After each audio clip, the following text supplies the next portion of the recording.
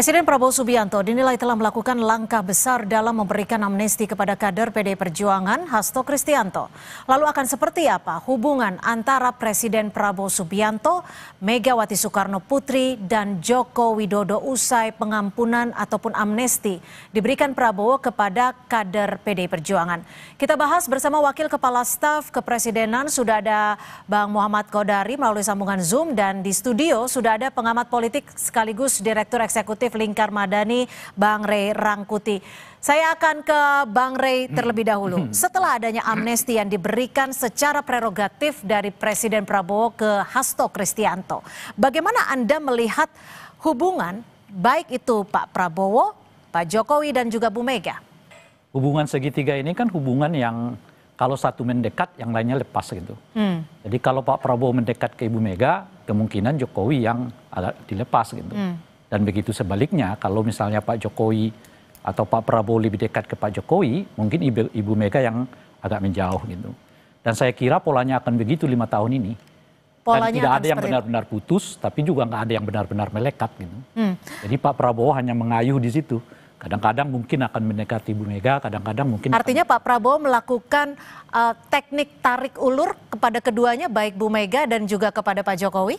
Saya kira di antara ketiganya malah model ini yang sama-sama dibutuhkan gitu. Ibu Mega juga mungkin tidak seperti yang sekarang kita ketahui, tidak ingin terlalu dekat juga dengan Prabowo. Dan oleh karena itu melalui Mukernas mereka kemarin gitu, mereka udah menyatakan tidak oposisi, tapi juga tidak ikut bergabung di dalam koalisinya Pak Prabowo gitu. Oke, Bang Kodari, lalu apakah ada statement dari Pak Presiden sendiri ataupun pembahasan komunikasi usai amnesti diberikan? Apakah artinya PDI Perjuangan akan masuk dalam koalisi? Jadi begini ya, kalau cara melihat hubungan Pak Prabowo dengan Ibu Megawati dan Pak Jokowi itu menurut saya tidak harus dikotomis. Terutama kalau dari kacamata Pak Prabowo ya, beliau sebagai presiden, kepala negara dan kepala pemerintahan tentu harus dekat dan harus mengayomi semua tokoh dan kelompok-kelompok yang ada di masyarakat di Indonesia. Dan artinya apa? Kalau dengan Pak Jokowi dekat, dengan Ibu Mega juga bisa dekat. Bukan berarti kemudian zero sum game, dekat dengan Pak Jokowi lalu kemudian nggak dekat dengan Ibu Mega atau sebaliknya. Kita tidak boleh lupa bahwa Pak Prabowo sendiri selain memang seseorang yang tadi pada posisi sebagai pemimpin republik ini harus dekat dengan semua, beliau juga sebetulnya punya hubungan yang panjang dengan kedua tokoh yang disebut tadi. Dengan Ibu Megawati punya hubungan yang panjang, pernah kenal dari kecil, lalu kemudian pernah dibantu. Dengan Pak Prabowo juga Pak Jokowi pernah mengajak Pak Prabowo ke dalam pemerintahan, Pak Prabowo pernah menjadi menterinya Pak Jokowi. Jadi menurut saya sih tidak harus zero sum game. Oke. Dan pertimbangan-pertimbangan mengenai kenapa diberikan amnesti itu variabel-variabel yang memang sesuatu yang bersifat menyeluruh ya, bahwa kemudian di luar sana keadaan tidak baik-baik saja. Ya. Banyak konflik di dunia internasional. Tapi gini, Bang Kodari, kalau tadi Anda menyebut pernah... Kemudian persatuan dan kesatuan itu harus menjadi sesuatu yang utama, yang harus dijaga dan dikedepankan. Kita ini kan nggak tahu nih dinamika ke depan akan seperti apa. Tetapi kita sudah menyaksikan peristiwa yang sebetulnya tidak kita duga juga. Bahwa misalnya kemarin Israel bisa serang Irak, sewaktu-waktu bisa eskalasi, lalu kemudian Kamboja dengan Thailand, negara tetangga. Oke, mungkin kita terlalu jauh ke situ. Tapi Bang Kodari ada, mohon maaf saya potong. Nggak bisa. Gini, alasan memberikan amnesti dan amunisi itu penting untuk tidak supaya lari kemana-mana analisanya, begitu loh. Itu penting sekali, bukan kemana-mana. Justru itu adalah intinya. Ya, Bang Kodari, kalau tadi Anda menyebutkan ini adalah bahwa pernah dibantu, apakah amnesti itu bagian dari politik utang budi maksud Anda? Tidak, yang poin dari saya adalah bahwa ada hubungan baik antara Pak Jokowi dengan Pak Prabowo, antara Ibu Mega dengan Pak Prabowo, dan dalam konteks ini kemudian tidak berarti kemudian dekat dengan salah satu itu membuat dengan yang lain itu harus berjauhan gitu loh. Itu poinnya. Saya menjawab apa yang disampaikan oleh kawan saya Bang Ray Rangkuti. Oke, Gitu. Itu oke, konteksnya ya. oke. Kalau soal diberikan amnesti kan saya sudah jelaskan tadi bahwa konteksnya adalah dunia internasional yang sedang berkonflik pada hari ini. Oke, Bang Rey, jika amnesti sudah diberikan dan sudah dipastikan Pak Hasto sudah bebas, apa yang bisa berdampak di dunia politik nasional saat ini? Ketika situasi sekarang bisa dikatakan antara setiap pihak adem gitu. Iya, landai dan adem. Nah, jadi memang itu salah satu targetnya menurut saya, baik kepada pemberian amnesti kepada Pak Hasto maupun pemberian abolisi terhadap Tom Lembong. Kan Tom Lembong ini kan dan Hasto itu kan sebetulnya berada dalam dua barisan oposisi kan. Yeah. Hasto bersama PDI Perjuangannya, tetapi Tom Lembong kan bersama komunitas yang dulunya menjagokan Anies Baswedan dan Caimin sebagai calon presiden. Dan kedua-duanya berpotensi sangat kritis kepada pemerintahan Pak Prabowo yang sekarang ini. Dan di tengah di mana tadi disebutkan oleh Bung Kodari, Pak Prabowo sedang membutuhkan semacam kenyamanan politik di tengah begitu banyak tantangan di Republik ini. Gitu. Jadi sebetulnya dari kerangka politik apa yang dilakukan oleh Pak Prabowo ini tepat untuk saat ini gitu loh.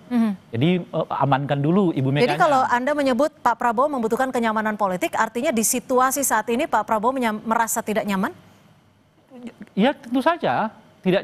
Kan tadi disebutkan banyak tantangan nih. Sekarang aja orang mendekati 17 Agustus, bendera One Piece mau disandingkan orang dan sebagainya gitu. Nah setidaknya Pak Prabowo ngamanin dulu deh politik formalnya gitu. Oke. Politik formalnya itu ya salah satunya PDI Perjuangan, mungkin komunitas-komunitas lain seperti yang disebut tadi kan, misalnya dari para pendukungnya Anies Baswedan dan sebagainya.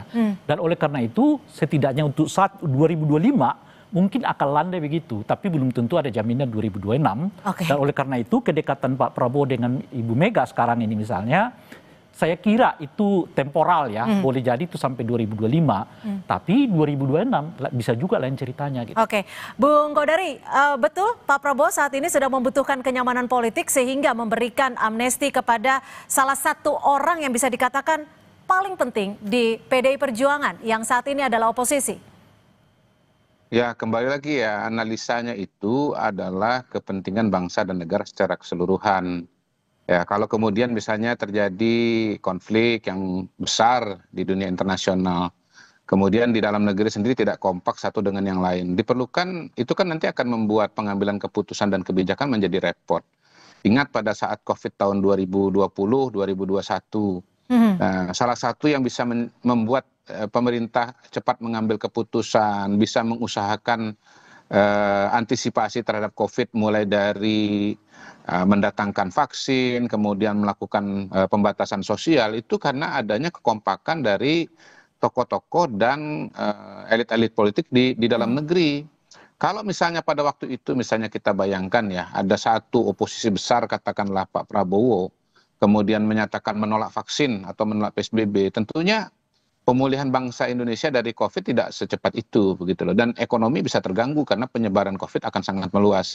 Nah, kita tentu belum tahu persis seperti apa dampaknya, tetapi bisa dikatakan bahwa kalau terjadi konflik di dunia internasional, mulai dari energi sampai pangan itu bisa mengalami hambatan gitu, dan kita membutuhkan percepatan untuk mengantisipasi masalah-masalah yang tadi saya sebutkan gitu. Okay. Jadi kita bukan bicara Pak Prabowo pribadi ya, kita bicara kepentingan bangsa dan negara Indonesia. Oke, kalau kita bicara kepentingan bangsa dan negara saat ini, Pak Hasto sudah bebas dari hukuman, tapi juga belum menjabat sebagai Sekjen PDI Perjuangan kembali. Apakah ini salah satu bentuk sinyalemen bahwa Hasto akan masuk dalam pemerintahan? Tentunya yang tahu jawabannya persis adalah Pak Prabowo dan Ibu Megawati ya. Tetapi pada hari ini seperti kata Bang Ray tadi, saya tidak melihat ada sebuah tanda yang kuat bahwa PDI Perjuangan akan masuk ke dalam pemerintahan. Jadi toh selama ini juga hubungan Ibu Mega dengan Pak Prabowo sudah berjalan dengan sangat baik ya. Dan itu tidak membuat kemudian Pak Hasto harus masuk ke dalam pemerintahan, termasuk juga dari menteri-menteri kader-kader yang lain dari PDI Perjuangan. Tetapi ini tentu semua kembali kepada pertimbangan dari Bapak Presiden karena ini adalah prerogatif Presiden. Oke. Kalau dari Bang Ray sendiri membacanya gimana?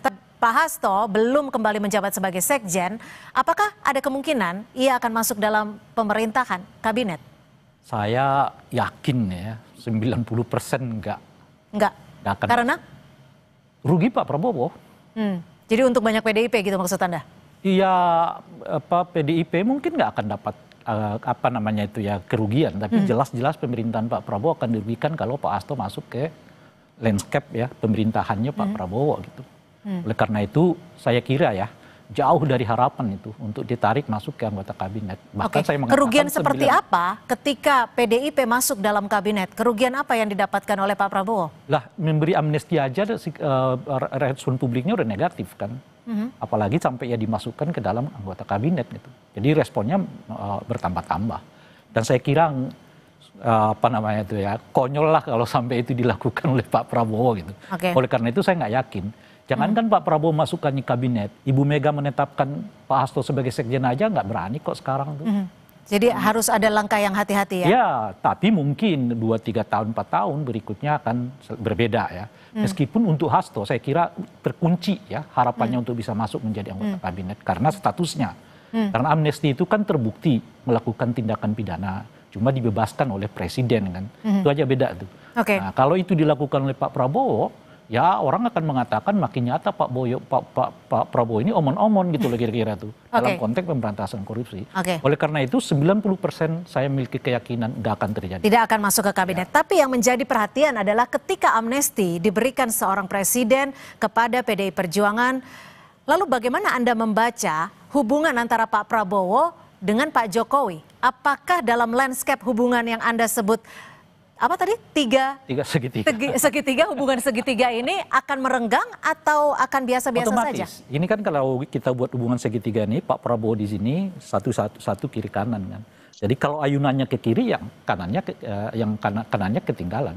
Kalau ayunannya ke kanan, yang kirinya ketinggalan. Kalau dalam saat ini, Anda melihatnya Pak Jokowi yang... Saya kira sampai 2025, ya kan, saya mengatakan tadi, 2025, Pak Prabowo dengan Ibu Mega ini akan punya hubungan yang lumayan landai gitu, istimewa lah ya. Dengan sendirinya Pak Prabowo akan tertinggalan gitu. Lalu mengapa Pak Prabowo membuat keputusan yang bisa dikatakan atau bisa dibaca oleh sejumlah analis politik akan membuat hubungannya renggang dengan Pak Jokowi? Ya karena kalau berhitung secara politik lebih menguntungkan berhubungan dengan Ibu Mega ketimbang dengan Pak Jokowi. Kan kelemahan politik Pak Jokowi itu tidak terinstitusionalisasi kan. Siapa yang mesti diandalkan oleh Pak Prabowo kalau terjadi Pak Jokowi kalau terjadi apa-apa secara politik dengan Pak Prabowo. Tapi Ibu bisa mengatakan 21% suara saya di DPR. Dan kepala daerah di banyak tempat di seluruh Indonesia. Jadi itu yang seringkali saya menyebut kerjasama Pak Prabowo dengan Ibu Mega itu untuk masa depan, tapi berkawan dengan Pak Jokowi itu untuk masa lalu. Oke. Ya tentu orang ingin maunya ke masa depan. Gitu. Gimana Bung Kodari, Anda melihat dan juga memaknai dari analisa politik dari Bang Ray Rangkuti? Benar seperti itu? Pak Prabowo itu orang yang sangat menghargai hubungan-hubungan yang pernah terjadi ya di masa lalu, masa kini maupun masa depan. Itu kelihatan sekali kok dari hubungan beliau yang panjang dengan para tokoh-tokoh dari masa lampau, dan terbaca juga kalau Anda baca buku kepemimpinan militer ya, terutama buku 1, itu kelihatan sekali bahwa Pak Prabowo itu sangat menghargai dan sangat menjaga semua bentuk dan jenis hubungan.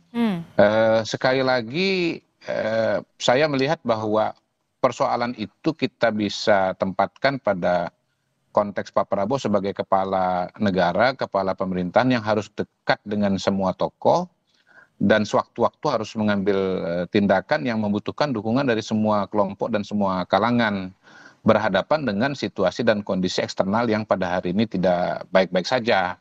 Kalaupun misalnya ada analisis yang lain-lain ya tentu dipersilahkan ya, karena ini kan negara demokrasi. Tetapi kalau saya yang ditanya, saya pasti mengatakan bahwa tesis dekat dengan salah satu membuat dengan yang lain itu menjadi jauh, itu tidak tepat. Presiden itu bisa dekat dengan semua dan memang pada dasarnya harus dekat dengan semua. Saya kira semua presiden akan begitu, termasuk Pak Jokowi ketika menjabat dan Pak Ibu Mega sendiri ketika menjabat harus menjaga Atau hubungan seperti yang Anda baik dengan katakan, semua. kalau tadi Anda Ya. mengatakan apa yang menjadi dasar Pak Prabowo adalah untuk kepentingan bangsa dan negara. Apakah ini Betul. artinya menjaga hubungan lebih baik dengan PDI Perjuangan adalah jangka panjang untuk menjaga kepentingan bangsa dan negara? Semuanya harus dijaga. Dan gini, dalam politik itu kan ada masa untuk berkompetisi dan ada masa untuk memerintah. Jadi kita ini jangan pakai kacamata kompetisi pemilu di saat sedang menjalankan pemerintahan. Apalagi pemerintahannya ini belum 1 tahun dan hampir 1 tahun. Jadi kacamata sebelum 2029, kacamatanya adalah kacamata pemerintahan. Dan kacamata pemerintahan itu adalah kacamata kebersamaan. Gitu. Nanti kalaupun misalnya sudah jadwalnya untuk berkompetisi, mungkin nanti masing-masing punya jago dan punya calon. Tetapi pada waktu itu juga kita tidak bisa pastikan format koalisinya atau format pasangannya seperti apa.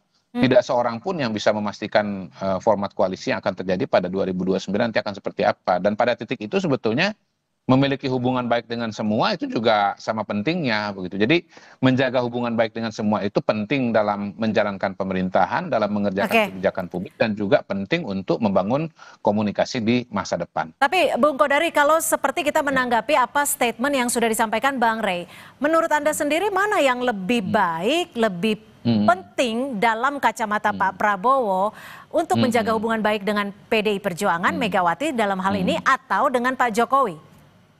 Sama-sama baik, sama-sama penting. Sama-sama baik, sama-sama penting. Oke, jawaban aman ya, Bung Kodari ya. Bang Rey, kalau kita membaca ini ya, sepengetahuan saya, Bu Mega belum ada merespon terkait dengan amnesti yang diberikan Pak Prabowo sampai saat ini. Mengapa hal itu dilakukan, belum diberikan statement oleh Bu Mega? Saat ini Pak Hasto hanya mengucapkan terima kasih dari Pak Hasto, tapi tidak oleh PDI Perjuangan. Ucapan terima kasihnya dari Bu Mega mungkin. Ya, kita ini kan memang 10 tahun terakhir ini agak terbiasa diajak oleh Pak Jokowi politik verbal ya. Semua diucapkan melalui lisan meskipun ditindakannya beda. Nah, jadi perbincangan kita soal pertanyaan ini juga menurut saya ikut gaya itu. Jadi harus diucapkan terima kasihnya supaya kelihatan orang berterima kasih. Bahwa Ibu Mega satu, PDI dalam ini tentu ya, nggak ribut tuh perjanjian Indonesia dengan Amerika yang dianggap oleh banyak orang menguntungkan Amerika gitu. Kemudian rekening bank yang diblokir dengan 3 bulan itu nggak ribut. Itu ucapan terima kasih. Jadi ucapan terima kasih PDIP dalam bentuk tidak 2 kasus itu aja dulu ya. 2 kasus itu tidak menunjukkan sikap oposisi gitu ya. Betul. Padahal kalau secara politik itu diambil oleh PDI Perjuangan, besar sekali manfaatnya bagi mereka. Menaikkan rating mereka, popularitas mereka dan sebagainya. Mereka ternyata diam saja kan. Nah, jadi ucapan terima kasih mana yang lebih kuat dari jadi 10 tahun ini apakah kita memang sikap terbawa atau gaya. ucapan seperti itu ya? Iya, kita selama ini 10 tahun ini terbawa gaya politiknya Pak Jokowi. Ngomong A bertindak B gitu loh. Bung Kodari, jika melihat dari beberapa hari ini atas amnesti yang diberikan Pak Prabowo, apakah Pak Prabowo akan bertemu Bu Mega dalam waktu dekat agendanya? Saya belum mendengar, tetapi tentu tidak tertutup kemungkinan itu untuk dilakukan pertemuan. Jadi saya tidak bisa mengkonfirmasi apa-apa. Yang jelas kan PDI Perjuangan per hari ini seperti kita saksikan masih merampungkan kegiatan internal mereka yang sangat-sangat besar, yaitu acara kongres ya di Bali. Jadi mungkin masih berkonsentrasi dengan kegiatan-kegiatan internal di PDI Perjuangan. Tapi kalau telepon-teleponan sudah Bu Mega dan Pak Prabowo? Saya tidak pada posisi untuk bisa mengkonfirmasi apakah komunikasi telepon dan komunikasi lainnya sudah dilaksanakan pada saat ini. Baik, Bang Rey, mungkin statement terakhir dari Anda. Pesan apa sebenarnya yang ingin disampaikan Pak Prabowo melalui sikap ataupun hak prerogatif yang ia berikan kepada partai yang merupakan oposisinya? Saya kira pesannya bukan hanya, kalau pesannya ke Pak Ibu Mega jelaskan. Saat ini ya melandai dulu lah ya. Tapi kalau pesannya ke Pak Jokowi menurut saya juga jelas. Setidaknya sampai 2025 Pak Jokowi lebih baik fokus untuk urusan-urusan yang berhubungan dengan ijazah palsu lah dan sebagainya gitu. Itu jadi jangan tampil dulu, fokus aja dulu di situ itu. Jadi saya kira dengan mendekatnya Pak Prabowo dengan Ibu Mega itu memberi peluang kepada Pak Jokowi untuk konsentrasi menghadapi berbagai tanda kutip gangguan terhadap dirinya itu. Oke, apakah Anda juga ingin mengatakan bahwa saat ini Pak Prabowo ada bagian untuk meninggalkan Jokowi? Enggak, seperti yang saya itu benar, pertanyaan tadi benar. Ini nggak akan putus nih. Nah, cuman tarikannya kemana dulu nih? Okay. Makanya saya mengatakan 2025 ini kayaknya dengan Megawati, tapi belum tentu dengan 2026. Makanya persis seperti yang disebutkan oleh Bung Kodari, beliau ini akan jaga persahabatan dengan kedua belah pihak. Cuma kadang-kadang condong ke sana, kadang-kadang condong ke sini. Baik, nah, tergantung dari Pak Prabowo ini, ya? Iya, 2020 ini condongnya ke Megawati. Oke, baik. Terima kasih Bang Ray Rangkuti dan terima kasih Pak Bung Kodari sudah berbagi perspektif di Kompas Petang sore hari ini. Terima kasih, salam sehat. Salam sehat.